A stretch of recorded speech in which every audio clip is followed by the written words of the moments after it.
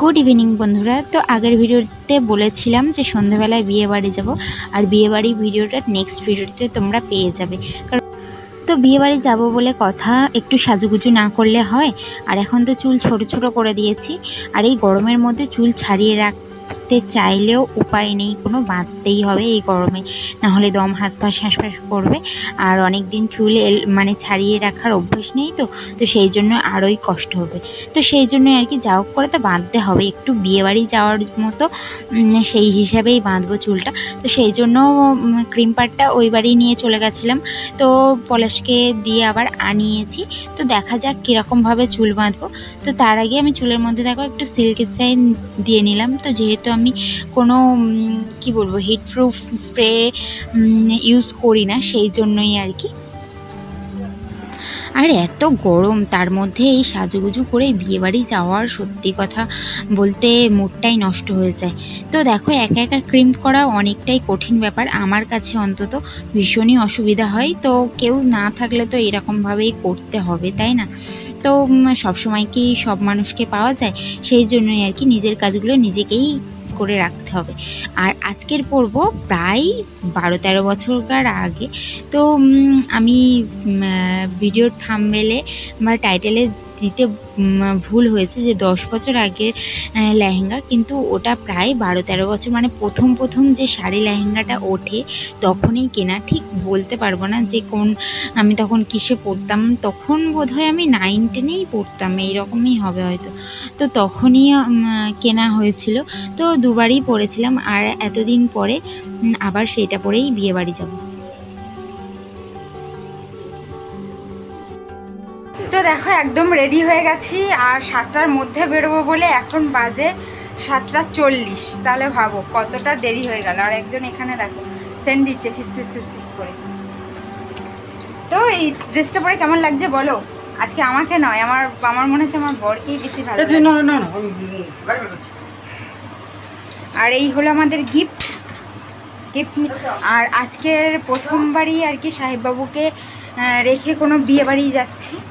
তো অনেকটা দূর না হলেও একটু দূরে আছে, তো বাইকে করেই যাব আমরা। ট্রেন রাস্তায় গেলে হতো, কিন্তু ট্রেন রাস্তায় একটু প্রবলেম, ওই দিকটা ট্রেনের একটু প্রবলেম হয়, তো সেই জন্যই আর কি। আর বিয়েটা কার তোমাদেরকে তো বলা হয়নি, বিয়েটা হলো আমার বরের বন্ধুর কি বলো ভাই, মানে নিজের ভাইয়ের আজকের বউ ভাত। বিয়েতেও নিমন্ত্রণ ছিল, কিন্তু বিয়েতে যাওয়া হয়নি, অনেক দূর সেই ক্যানিং নদীর ওপারে, ওই জন্য।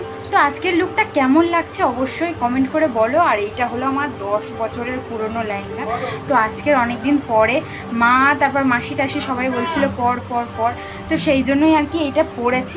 তো কেমন লাগছে অবশ্যই কমেন্ট করে বলো। আর চুলটা ছোট করে ফেলেছি, তো এইরকমভাবেই বেঁধেছি, তো কিছু করার নেই। কি আবার কয়েকদিন পরে বড় হয়ে গেলে তখন আবার ওই রকম হেয়ার স্টাইল হবে, তো এখন এইরকমই করতে হবে। তো দেখো আমাকে আবার ডাকাডাকি শুরু করে দিয়েছে, তো চলো বেরোনো যাক।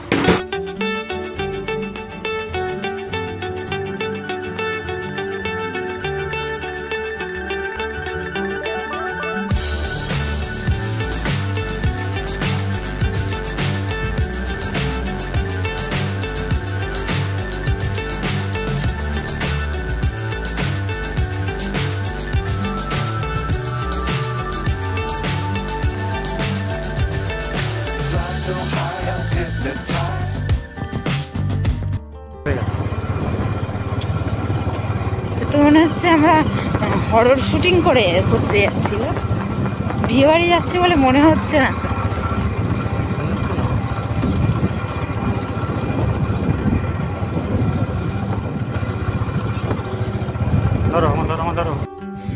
তো দেখো আমরা স্টেশনের কাছাকাছি চলে এসেছি, আর বিয়ে বাড়িটার স্টেশনের কাছাকাছি, এখান থেকে আর কি স্টেশনের লাইটগুলো দেখা যাচ্ছিল।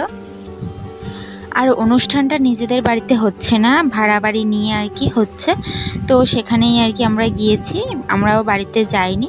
আর এখানে দেখো অনেক রকম স্টল দিয়েছিল, মানে ফুচকা, কফি, পকোড়া, কিন্তু আইসক্রিম দেয়নি এখানে। তো যাই হোক, বর বউ তো দেখতেই পেলে তোমরা, তো বর বউয়ের বয়সও বেশি না। তো আমিও গিয়ে একটু বউয়ের সাথে ফটো টটো তুলে এলাম আর কি। বিয়েবাড়িতে এসেছি, ফটো না তুললে হয়, তো সেই জন্যই আর কি। আর এসে দেখো আবার স্টলের এখানে চলে এসেছি। স্টলের এখানে খাওয়া দাওয়া তো করতেই হবে। আর এই মানে এই এতগুলো বিয়েবাড়ি গেছি, তার মধ্যে এই বিয়েবাড়িটা এসে আমার কী জন্য জানি না কফি খেতে ভীষণই ইচ্ছা হচ্ছিল।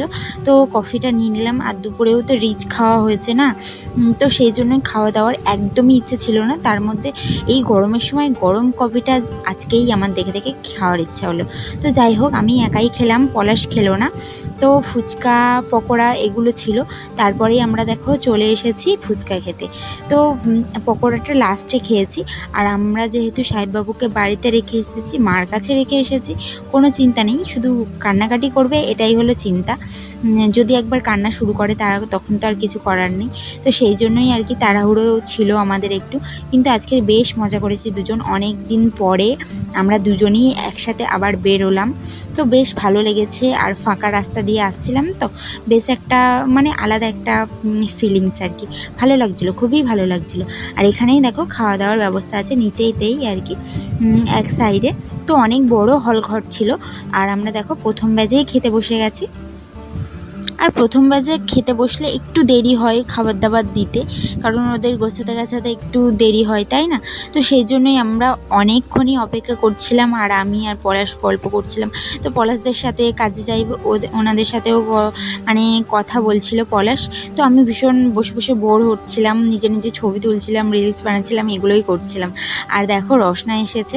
তো রসনাটা খুব খেতে ইচ্ছে করছিলো এই গরমের সময়, কিন্তু খেয়ে দেখলাম একদমই চিনি দিতে ভুলে গেছে, মানে চিনি টোটালি দেয়নি। তো যাই হোক, এরকম ছোটোখাটো মিস্টেক হতেই পারে। তো রসনা তো খেতেই পারলাম না, ওই বললাম যে মিষ্টি ছাড়া কি রসনা ভালো লাগে, সেই জন্যই আর কি। আর দেখো এখানে মগের মধ্যে করে জল দিয়েছে। আর এত জল তেষ্টা পাচ্ছে, এত জল তেষ্টা পাচ্ছে, শুধু জলই খেয়ে যাচ্ছে। জল খেয়ে খেয়ে পেট ভর্তি করে ফেলেছে, আর কোনো কিছু খাওয়ার ইচ্ছাই নেই। তো এখানেই খেতে দিয়েছিল রাধাবল্লভী চানা মটর, বেগুনি, সাদা ভাত, ডাল, মাছ, মাংস, চাটনি, পাঁপড়, মিষ্টি, সন্দেশ, পায়েস। বৌভাতে তো পায়েসটাই মেন আকর্ষণ। তো সব কিছুই আমি একটু একটু টেস্ট করেছি। আর আইসক্রিমটা ভাত পাতেই দিয়েছে, স্টল করেনি। তো যাই হোক, সব কিছুই আমি টেস্ট করেছি, শুধুমাত্র সন্দেশটা নেইনি। তা খেতেই পারিনি ধরতে গেলে, একটু একটু সামান্য করে সব কিছুই টেস্ট করেছি। আর পলাশও সেম। তো বললাম না যে দুপুরের খাওয়া দাওয়া গন্ডগোল হয়ে গেছে, মানে রিচ হয়ে গেছে, তো সেই জন্যই আর কি। আর এত গরমের মধ্যে খাওয়াই যায় না।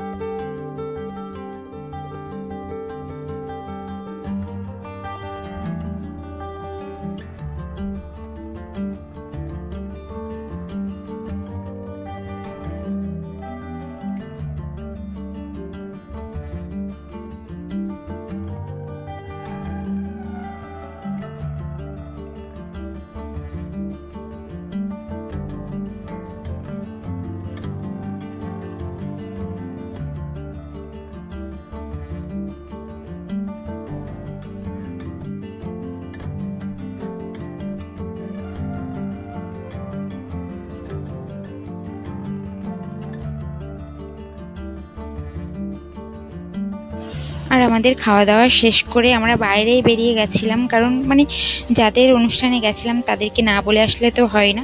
তো সেই জন্যই আর কি খোঁজার জন্য আবার ভিতরে আসতে হলো। তো ওনাদেরকে বলে টোলে আর কি বেরিয়ে গেছিলাম ওখান থেকে। আর রাস্তা তো ঘুটঘুটে অন্ধকার, পাড়ার মধ্যে দিয়ে গেছি আমরা। তো দেখো এই হলো সেই ভুতুরে স্টেশন। তো আমরা তো মানে আমি তোমাদেরকে দেখিয়েছিলাম অন্য একটা বিয়েবাড়িতে। তো এখানে এসে সেই লাস্ট ট্রেনে ফিরতে হয়েছিল, তো সেই জন্য এই রিস্কটা আর নেইনি। দেখো আবার ট্রেন যাচ্ছে, তো বেশ ভালোও লাগছে, জলের উপর ট্রেনের ছায়াটা পড়ছে, তো আরোই খুব সুন্দর লাগছে। আর রাত আছে তো। তো দেখো এইমাত্র বাড়ি চলে এলাম, আর এখন বাজে পুরো 10:30।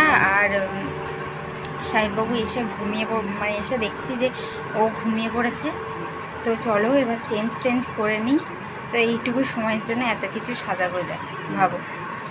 তো চলো দেখা হচ্ছে তোমাদের সাথে, দেখা হচ্ছে নেক্সট ভিডিওতে। চলো।